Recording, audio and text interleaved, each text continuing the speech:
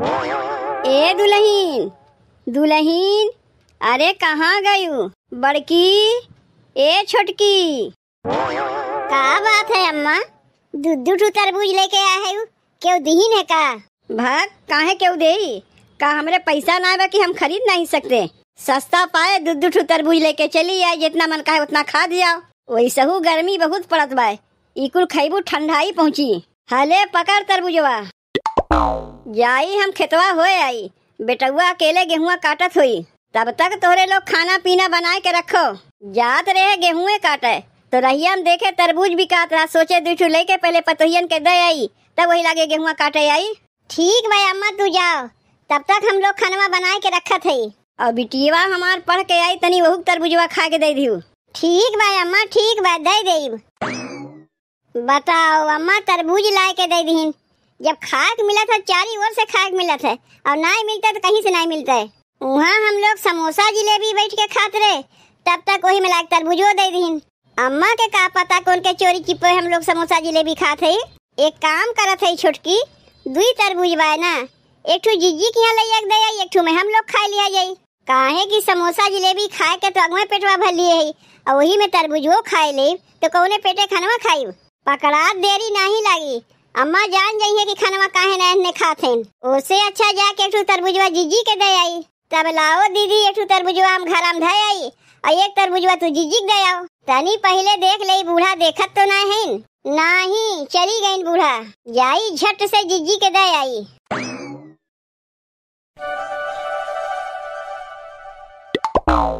जीजी, ए जीजी, अभी के सवेरे सवेरे जीजी जीजी कहाँ चली आई? ई सवेरे सवेरे तरबूज अरबूज कहाँ लेके आवत है पिंकी की मम्मी? जीजी तरबूजवा ला है तू ही के देवे। का करी जीजी, बूढ़ा हमरे दुई तरबूज लेके आ रहे हैं, तो सोचा चली एक ठू जीजियों के दे आई। वैसे कहाँ गई तोहरे बूढ़ा? घरम है कि नहीं? नहीं हमरे बूढ़ा तो घरम ना है, कहीं हर बार घूमत टहरत हुई है। उन्हें काव करही के रात है, चाहे घरम रहा, चाहे सोए बैठे, चाहे घूमत टहरे। केहू घरे तो जा सकती नहीं, काहे कि सबसे झगड़वे करत चलत हिन, तब अपन हर बार कहीं घूमत टहरत हुई है।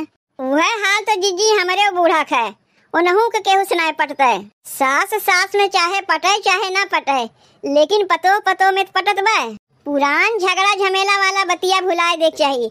आये लोग है इनकी पाल के रखत हिन। अब तू ही बताओ जीजी, तोहरे बूढ़ा में हमरे बूढ़ा में पता नहीं कौने जमाना में झगड़ा झमेला भय रहा, वो वही लेके ढोवत है।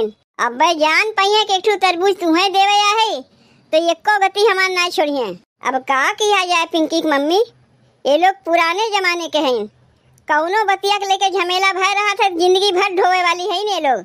वे लोग जिंदगी भर बतिया ढोवत है तो लोग के ढोवे दो। हम लोग जैसे मिलजुल के रही तो वैसे मिलजुल के रह जाई। तब जीजी हम चला था कहीं तोहरे बूढ़ा आ न जाए। और तरबूजवा तनी खा के बतायू कि मीठ बा कि नहीं। प्रेम से मनई, अगर जौन कुछ दे जाए तो का ना देखे चाहे कि मीठ बा कि तीत बा। तब जीजी हम चला था, बड़ी देर होत बा। सोए के उठी रहे पहले केकर मुँह देखे रहे है, आज तरबूज अरबूज मिल जात बा बिना मांगे। लागत बा सिसवा में अपने ही मुँह देखे हुई, तब तरबूजवा लाग दे गई। नहीं तो सोए उठ के बूढ़ा मुँह देखे हुई ना, तो खनवा रात भर हम खाक ना मिलते, हमें पूरा दिना कोर्रा करे पड़ता है। हमें तनिका चटनी के कारणवा झटरी सियाने सजनवाना, तनिका चटनी के कारणवा झटरी सियाने बलमुआना, हो झटरी सियाने बलमुआना, हो झटरी सियाने सजनवाना। तनिका चटनी के कारणवा झटरी सियाने सजनवाना, तनिका चटनी के कारणवा झटरी सियाने बलमुआना। अरे कहाँ गए रे छोटकी? छोटकी का रे छोटकी? अरे मोरी माई रे माई, पेड़वा पे ऐसे लटकी है, अब धराम से गिरबू तो हो जाई छुट्टी। तब तो हम ही क्या केले में सबके बनवे खियावे पड़ी। तय मनावत है का रे छोटकी कि हम पेड़वा पर से गिर जाई? नाही, काहे के हम मनावे जाई? पेड़वा पर से गिर जेबू तो केले में कुल कमुआ तो हम ही के न करे पड़ी। तू उतरो पेड़वा पर से हम मुआ तोड़ देते। पहले इतना मुआ ले जाए के जीजी के यहाँ पहुँचाए आओ तब आके और अमुआ तूड़े तरबूजवा देवे गए रहू तो ही लागे अमुआ नहीं दे सकी रहू है। अमुआ तो तूड़त है अब तरबूजवा तो अगवा दे आए रहे। ले जल्दी से अमुआ ले जाके जीजी के यहाँ पहुँचाए आओ, नहीं तो बूढ़ा देख ली है ना तो हो जाई बवाल। अच्छा भौजी माई के चुप्पे तरबूज ले जाके देते हैं, आम ले जाके देते हैं। अब तो माई से कुल बतिया कहाई पड़ी। तब हम जीजी के अमुआ दे के आवत है।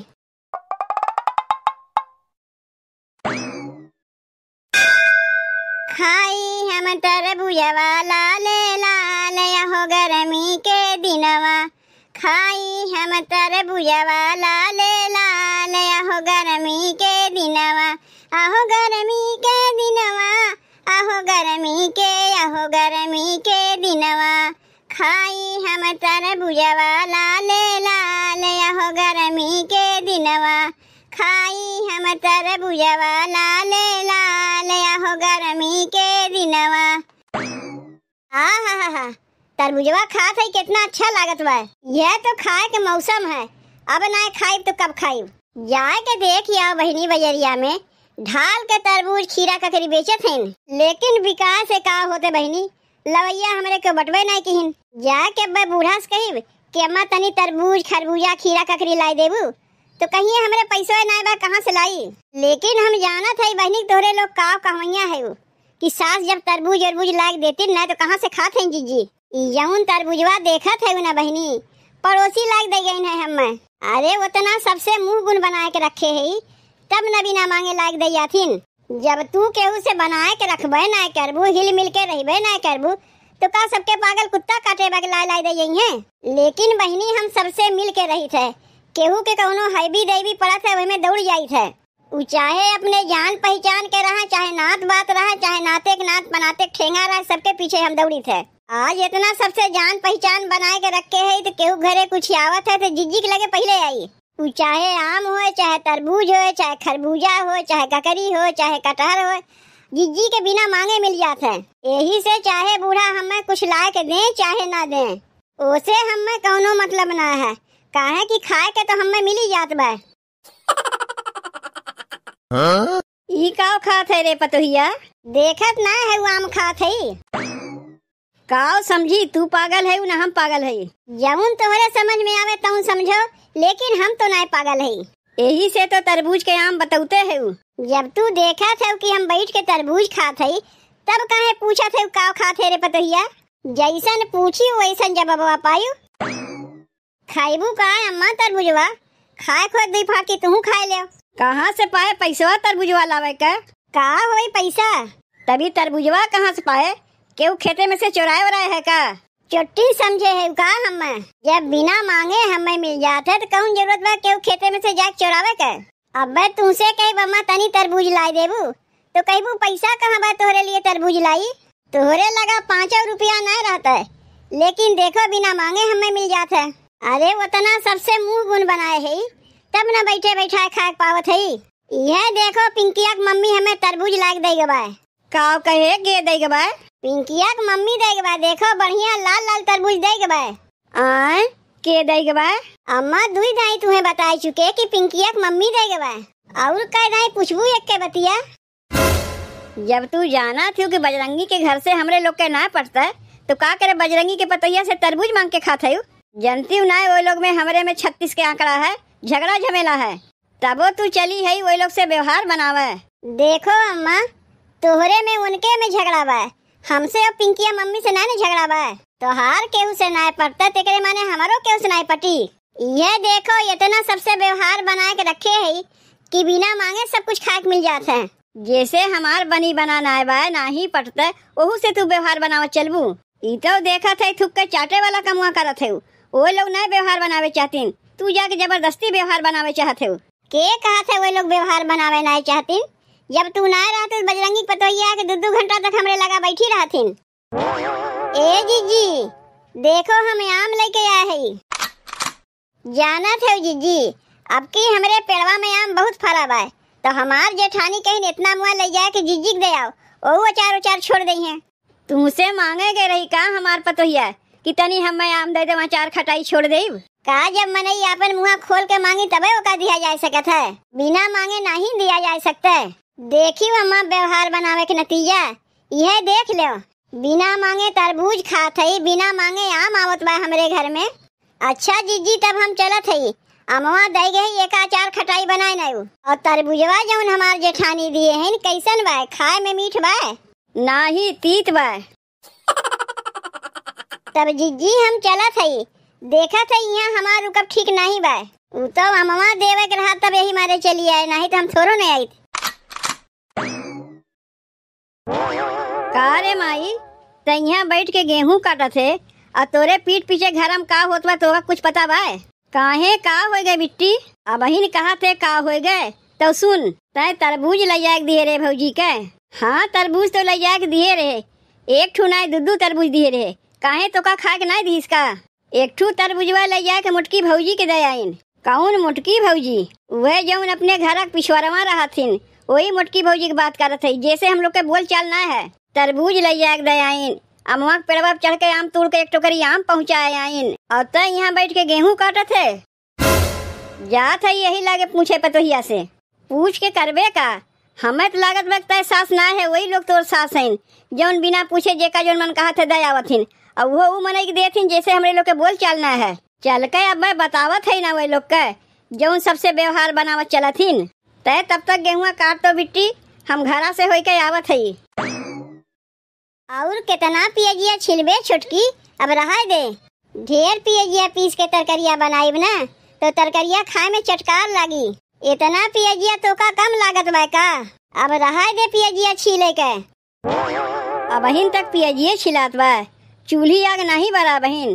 का करत रहे इतनी देर से दोनों जनी बैठ के जौन बहन तक खाना बनाए बना? अम्मा कपड़ा धोवत रहे है और हम बर्तन माजत रहे है। अच्छा तू बर्तन माजत रहू, बड़की कपड़ा धोवत रही। चलो कौनो बतिया ना है, लाओ तब तक तरबूजवे काट के दे जाओ, सबके मिल के खा लिया जाए। 2 तरबूज लेके आए रहे ना। अम्मा एक तरबूजवा हम लोग काट के खा लिए और एक तरबूजवा तोहरे खातिर बहनी खातिर रखे है।